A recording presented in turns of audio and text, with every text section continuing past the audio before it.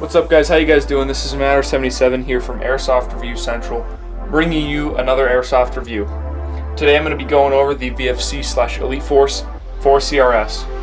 I'm going to start from the back and work my way forward and talk about the general features of this gun, the overall quality and construction, and then later on we'll go into a chrono and do some shooting. Unfortunately, I don't have like an unboxing to show you guys because when I got this, it only came in a cardboard box. I didn't buy it used, but mine was just a standard cardboard Elite Force box, and inside there was nothing. So there wasn't really much to show you guys, and the box isn't anything special, just a cardboard box. Alright, so right here is just your standard crane stock, nothing really special here. It is wired to the rear. Moving forward a little bit, you have your 6th position buffer tube. There are no markings on this buffer tube. Nothing really special about this. It is a nice metal, but it does scratch very easily. And then you have a sling mount right here. It's ambidextrous, so you have your right and then left side sling mounts. And then you have your receivers, and I'll talk about the pistol grip first. It's just a standard plastic pistol grip. I don't really care for it that much, just because I never liked the A2 style grips. I hate this golf ball texture. I don't know what you would call it, but it's bothersome, and it's on a lot of M4s, so it can't really just blame this one, but I don't really like it that much, so I will probably be replacing it with a Magpul rubber grip, or any rubber grip really. I haven't really decided yet. Just something rubber and flat. Next up is the receivers. So this is kind of the cool part about the gun, because there are a few different features here. So it does not have a functional spring tension release thing, so the forward assist doesn't do anything. You just have your standard mag release. This one's a bit springier, and when you push it, it pops out a lot quicker, I guess. So I think the spring here is a stronger spring than other ones, and so it doesn't feel weak or like you're gonna break it or anything. And all these parts are metal. The whole body is metal. That's what's cool about the gun. The magwell, this is interesting. The magwell is actually very large, so a lot of magazines do work in this gun, but they're hard to put into the gun. And I'll talk about that a bit later. A little trick you can use when using mag brand midcaps, which is what I've been using for this gun. It also has a functional bolt catch, so pull back, you'll hear it click. Now it's locked. It locks back just far enough for you to adjust your hop-up dial. Let me zoom into it.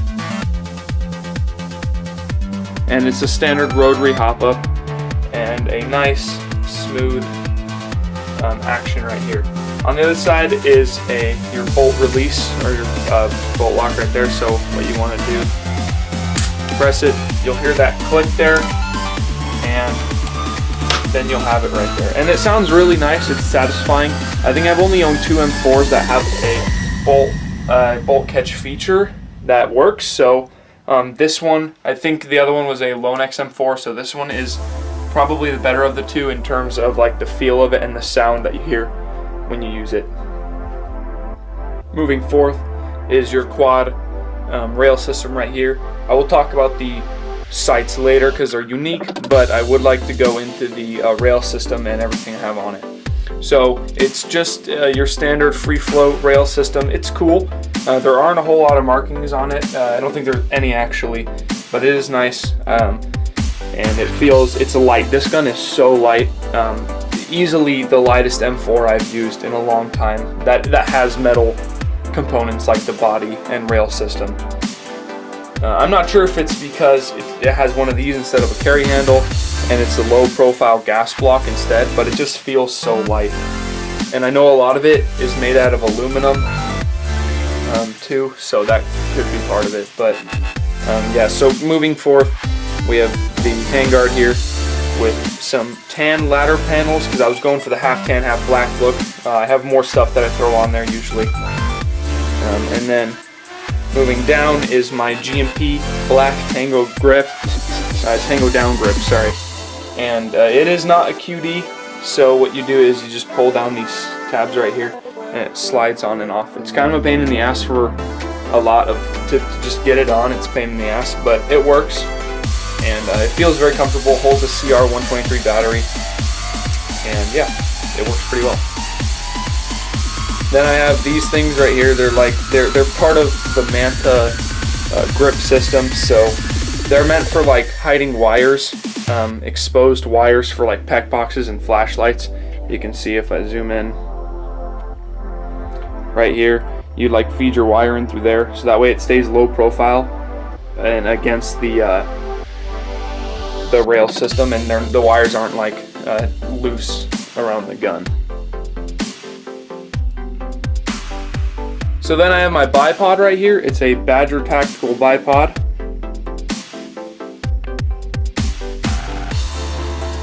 And I like this bipod. Hold on real quick. I like this bipod a lot. It's a pretty good bang for your buck for around $25, 25 to 30 bucks. It comes with a bunch of other things to attach to, like the nut of a sniper rifle. I don't know what it's called. I think that's what it's called, but it works. So it has the IRS mount and then the sniper mount, and it works pretty well. It is adjustable and it extends out, and then all you have to do is press the button. It retracts back in. I forgot what the size is or the length of it, but I'll probably do a review on this and let you know. It is made of aircraft aluminum, and it does fit the build pretty well, and it swivels too, which is neat. So moving forth, again, you have your gas block right here with your front sight and your metal birdcage style flash hider. So they just painted the orange on there, and I honestly like it. I think it looks good. It's not too bright of an orange, more of a reddish orange. In the camera it might look like a bright orange. In person it's not. But I like it, and it looks pretty nice. And it's metal too, so none of this like plastic shit that'll break. Alright, so real quick I'm going to talk about the trades on this rifle. And I think this is why the price point is less than your standard VFC gun. It's because there are no trades here. It's just an Elite Force warning. And then the Elite Force 4CRS logo. Going into the sights now, we have standard flip-up sights. I don't know what it's called exactly, but this is the rear iron sight. I'll zoom in real quick.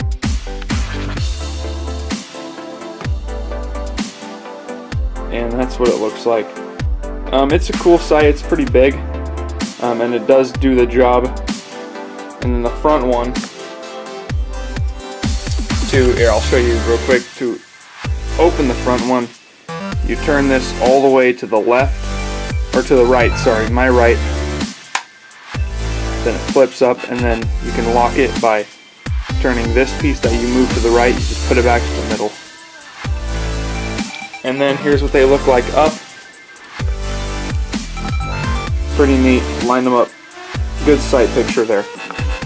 I think it kind of looks weird with the sights flipped up. It's all a matter of preference. Some people like it, some people don't. I don't really mind. Like, I think the gun is pretty sick, so it doesn't really bother me. But it might bother someone who is used to the carry handle and standard triangular sight. Alright guys, so let's go ahead and move into the Chrono video, and I will see you there. Alright guys, so now I'm just going to put down range. A couple 0.25 or 0.20 gram BBs. You can take a look at the results.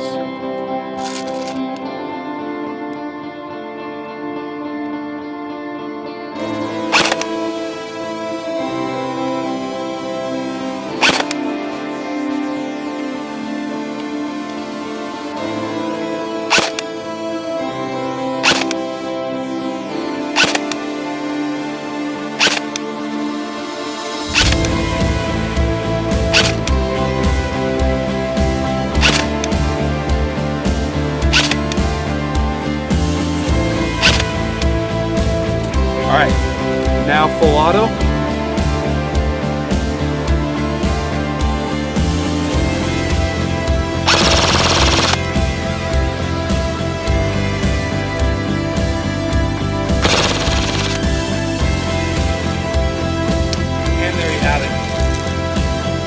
we're going to go ahead and do a quick shooting test.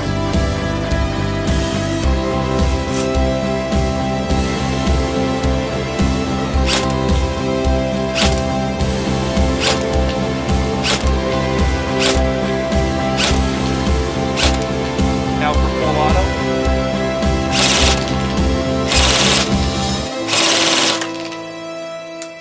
There we go. There you guys have it.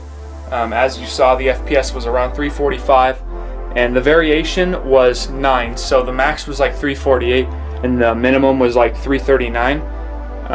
So you know, that's pretty good for a stock rifle to keep it under 10 FPS variation. I'm very pleased with this gun, and you know, that is like right at the CQB limit there.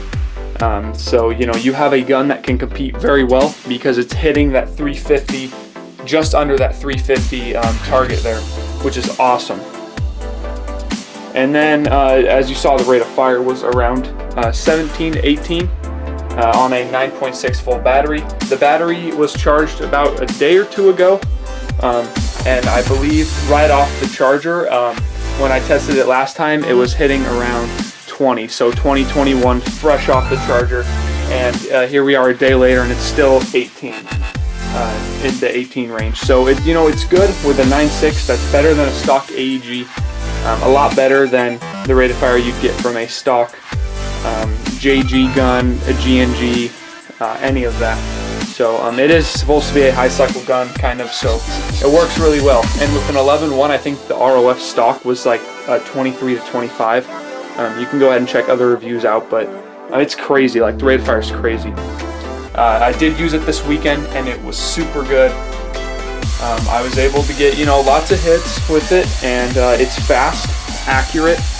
One thing I did notice, and I'll talk about my suggestions right now actually, is that the hop up, I keep it turned down all the way, and with .2s it still shoots just a little bit above your target when aiming through the sights. So what you'll want to do is use .25s like I do, and you should have a pretty straight flight path. Range is pretty good, so 150, 180 feet, which is nice. And my only other suggestion is, really, actually this is more of a personal opinion, but I'm planning on changing the stock out. That it's a nice stock, but I just think a gun like this that's so light, it shouldn't have a bulky butt stock like that, because it's so light, you can maneuver very easily with it. So my plan is to get another stock, probably like an LE stock, just because I like those, a tan one for my specific build, and that should be even more low profile than it already is. So yeah, I'm going to go ahead and move on to the rating category. So in terms of performance, I'm going to have to give it a 5 out of 5 because it is phenomenal. The only drawback would be using .2s.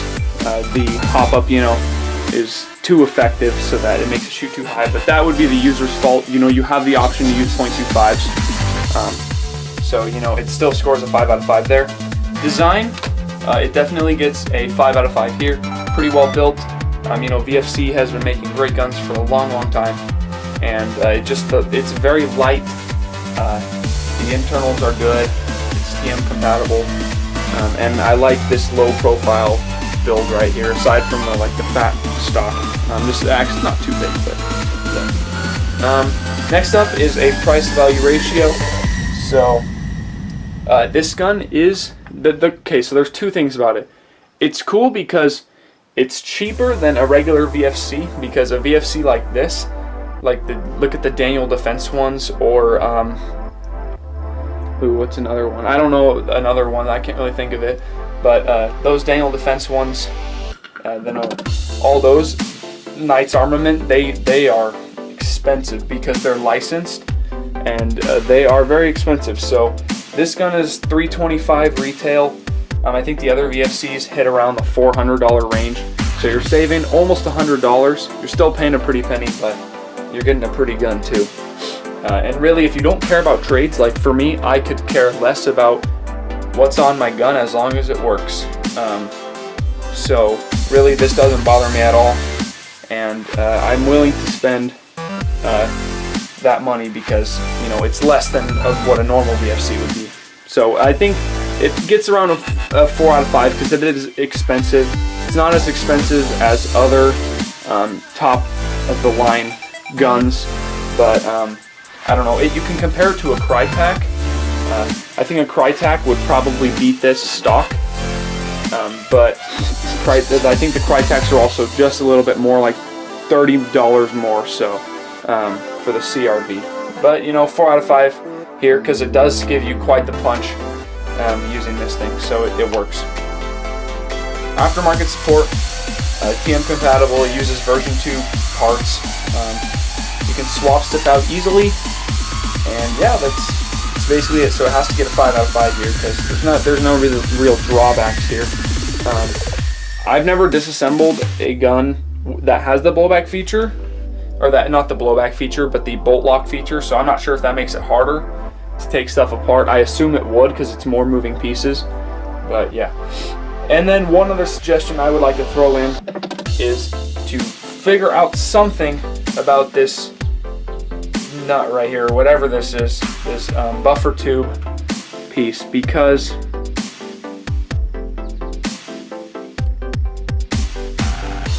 this piece gets loose all the time, and then your buffer tube wiggles, so I just have to tighten it before every game. Right now it's pretty tight, but if you just tighten it before every game, you shouldn't have a problem. It should last the whole time, but pay attention to it because you do not want this falling off during a game.